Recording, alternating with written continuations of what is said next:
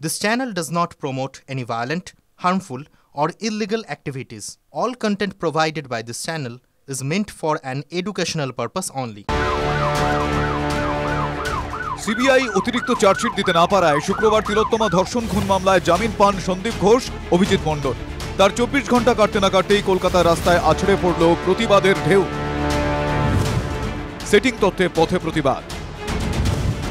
Junior ডাক্তারদের CGO অভিযান। সিবিআইয়ের দিকে ব্যর্থতার আঙুল তুলে রাজপথে নেমেছেন জুনিয়র চিকিৎসকরা রয়েছেন, নার্সরা রয়েছেন, নাগরিক সমাজের প্রতিনিধিরা রয়েছেন, চিকিৎসকদের অভিভাবকেরা রয়েছেন এবং এই মিছিল থেকে কিন্তু উই ওয়ান্ট জাস্টিস স্লোগান আবার যেমন রাজপথে ফিরে এসছে। যেখানে পোস্টার দেখতেই পাচ্ছ, লেখাই আছে যে বিচার তুমি দেবে না, নিস্তার তুমি পাবে না। 90 দিন হয়ে গেল, কোনো চার্জশিট পেশ করতে পারলো না। এটা কি নেহাতি অকর্মণ্যতা, অপদার্থতা, নাকি এটা কোনো কেন্দ্র রাজ্য ক্ষমতাশালীদের কোনো গোপন আতাত? যদি এটা হয়ে থাকে তাহলে কিন্তু সমাজের পক্ষে একটা বাজে বার্তা যাবে, ভুল বার্তা যাবে। প্রভাবশালী যোগ থাকলে সহজেই ছাড় পাওয়া যায়।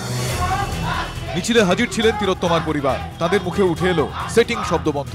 সিবিআই এর ব্যর্থতা সিবিআইকে জিজ্ঞেস করতে হবে। আমাদের তো এই ক্ষমতাটা আমাদের দেওয়া হয়নি, সিবিআই দেওয়া উচিত ছিল, দেয়নি। তার জন্য আজকে প্লাকার্ড বেরিয়েছে, সেটিংসের প্লাকার্ড বেরিয়ে গেছে অটোমেটিক। কারণই আন্দোলন সীমিত হয়ে যাওয়ার কারণে সিবিআই এই সুযোগটা নিল। পথে সিনিয়র চিকিৎসকরা। শুধু জুনিয়ররা নন, সিবিআই ব্যর্থতার অভিযোগ তুলে পথে নামেন সিনিয়র চিকিৎসকরা। রানী রাসমণি অ্যাভিনিউতে তাদের বিক্ষোভ প্রতিবাদে উত্তেজনা ছড়ায়। পুলিশ অনুমতি না দেওয়ায় রাস্তায় বসে বিক্ষোভ দেখান প্রতিবাদীরা। থমকে যায় যান চলাচল। এই কুশপুত্তলিকা পুলিশ নিয়ে যেতে দিচ্ছে না, ছেড়ে দিচ্ছে, ছিঁড়ে দিয়েছে কুশপুত্তলিকা। এত ভয় একটা ঘরের পুতুলকে, এত ভয় একটা ঘরের পুতুলকে।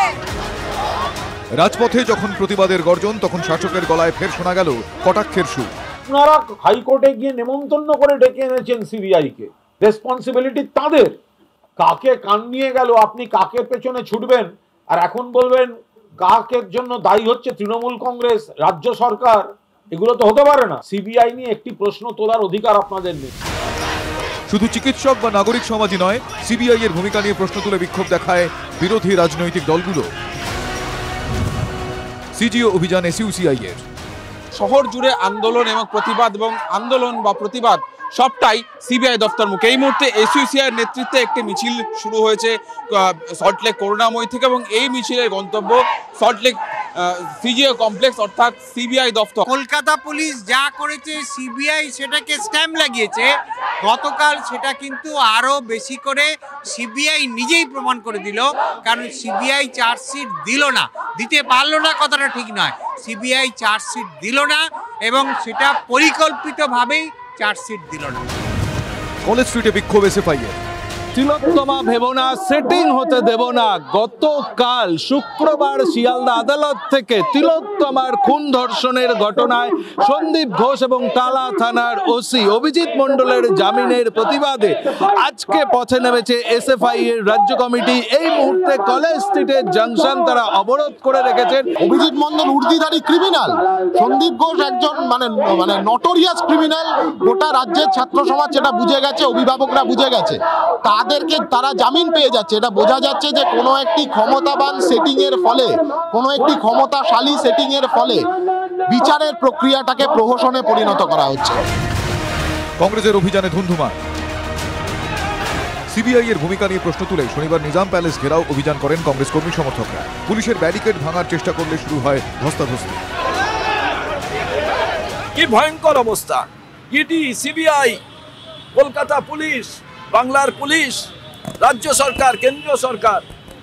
তাহলে অন্যায় হলে, কাল আপনি মারা গেলে, আমি মারা গেলে, অন্য লোক মারা গেলে মানুষ বিচার চাইবে কোথায়? তিলোত্তমা ধর্ষণ খুনের প্রতিবাদে 14ই আগস্ট রাত দখলের ডাক দিয়েছিলেন মহিলারা। শুক্রবার তার 4 মাস পূর্ণ হলো। সেই উপলক্ষে রানুছায়া মঞ্চেও কর্মসূচির আয়োজন করা হয়েছিল। সেখানে আরও একবার জোরালো স্লোগান উঠল, জাস্টিস ফর আরজি কর। Bureau report, TV9 Bangla.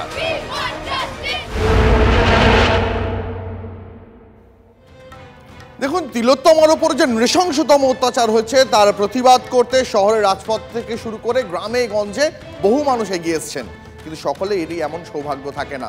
তেমনই একটা ঘটনা এবার দেখাবো আপনাদের।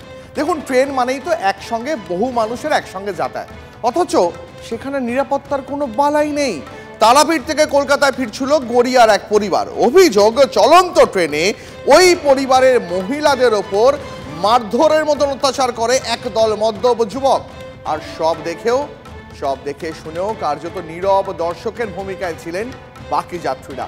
কোনো মতে প্রাণ বাঁচিয়ে বাড়ি ফিরতে পেরেছেন আক্রান্তরা। অভিযোগ, রেলের কামরায় কোনো আরপিএফও ছিল না। তারাপীঠ থেকে কলকাতায় ফেরার পথে দুঃস্বপ্নের যাত্রা। সজারে মুখের বা সাইডে লাথি মারে, আমাদের মাঝখান দিয়ে চিড়ে দেবো, আমাদের এই সমস্ত কথা বলেছে। আমরা কেউ সেফ না। আমার মনে হলো না কোনো রকম ভাবে যে আমি জাস্টিস পাবো। সহযাত্রীদের হাতে শারীরিক ও মানসিকভাবে হেনস্থা। গড়িয়ার বাড়িতে ফিরেও আতঙ্কে সেই ট্রেন যাত্রা ভুলতে পারছেন না তরুণী ও তার পরিবার। গত মঙ্গলবার তারাপীঠে গিয়েছিল কলকাতার একটি পরিবার। সব মিলিয়ে 15 জনের একটি দল। পুজো দিয়ে শুক্রবার রামপুরহাট স্টেশন থেকে মা তারা এক্সপ্রেসে ওঠেন তারা। 15 জনের দলে 9 জন মহিলা, 4 জন শিশু ও 2 জন পুরুষ ছিলেন। একটি কামরায় ওঠেন 9 জন মহিলা ও একটি শিশু, বাকি 5 জন ওঠেন অন্য কামরায়। পরিবারের দাবি, মহিলারা যে কামরায় ছিলেন তারাপীঠ রোড থেকে সেই কামরায় 10-15 জনের একটি দল ওঠে। সিটে বসা নিয়ে তাদের সঙ্গে গড়িয়ার পরিবারটি বচসা হয়। অভিযোগ, তাতেই মারমুখী হয়ে ওঠে দলটি। ছেলেগুলো প্রথমেই উঠে আমাদের মুখের সামনে জুতো রাখে। এটা আমার দিদা প্রতিবাদ করে যে তুমি মুখের সামনে রেখো না, জুতোটা একটু সাইড করে। দুটো ছেলের মধ্যে একটা ছেলে বাংকারে বসে, আমার দিদা নিচের সিটে, ওরা ওপরের সিটে বসে বাংকার থেকে সজারে মুখের বা সাইডে লাথি মারে। আচমকা এমন হামলার জন্য মোটেও প্রস্তুত ছিলেন না তারা। মহিলারা প্রতিবাদ করায় তাদের ঘিরে ধরে ছেলেদের দল। অভিযোগ, এরপর শ্লীলতাহানি ও মারধর, বাদ যায়নি কিছুই। 10-15 জন ছেলের যে গ্রুপ ছিল তারা আমাদের 9টা মেয়েকে পুরো ঘিরে ধরে। আমি সিটে বসেছিলাম, আমার কলার ধরে সিট থেকে তুলে আমাকে ট্রেন থেকে নামিয়ে দেওয়ার মতো। আমার চলন্ত ট্রেন থেকে আমি মামাকে ফোন করি, মামা ট্রেন থেকে বগি পার করে এপারে আসে। আমার মামা জ্যাকেট ছিঁড়ে দিয়েছে, আমাদের জামা ছিঁড়ে গেছে। আমার মা, আমার মাসি, আরও 50-60 বছরের মহিলা ছিল দুটো, আমার আরেক মাসি ছিল, সবার গায়ে বাজে ভাবে টাচ করেছে। বেশিরভাগ জনই মদ্যপ অবস্থায় ছিল 10-15-এর মধ্যে। আক্রান্তদের অভিযোগ, ট্রেনে কোনো আরপিএফ ছিল না। বারবার একাধিক হেল্পলাইনে ফোন করেও কোনো সাহায্য মেলেনি। অগত্যা ফেসবুক লাইভের সাহায্য চেয়ে কাতর আবেদন করেন আক্রান্তরা।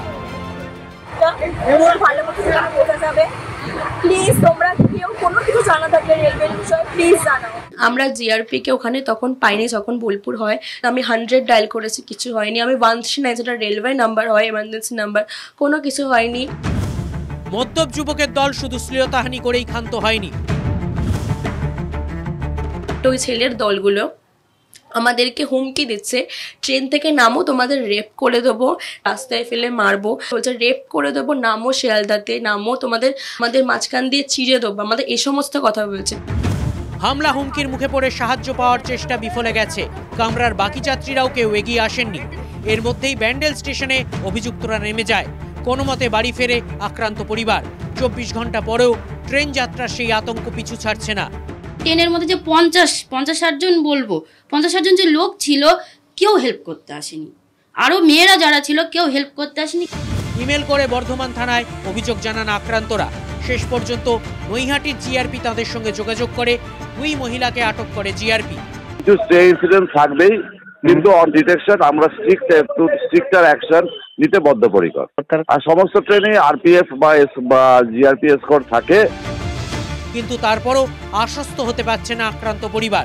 প্রশ্ন হলো, দিনে দুপুরে চলন্ত ট্রেনে এত কিছু ঘটে গেল, বাকি সহযাত্রীরা কেন এগিয়ে এলেন না? এনারা চাইছে যারাই ঘটনা ঘটিয়েছে তাদের যেন দৃষ্টান্তমূলক শাস্তি হয়। ক্যামেরায় অভিজিতের সঙ্গে সৌভিক সরকার, TV9 বাংলা।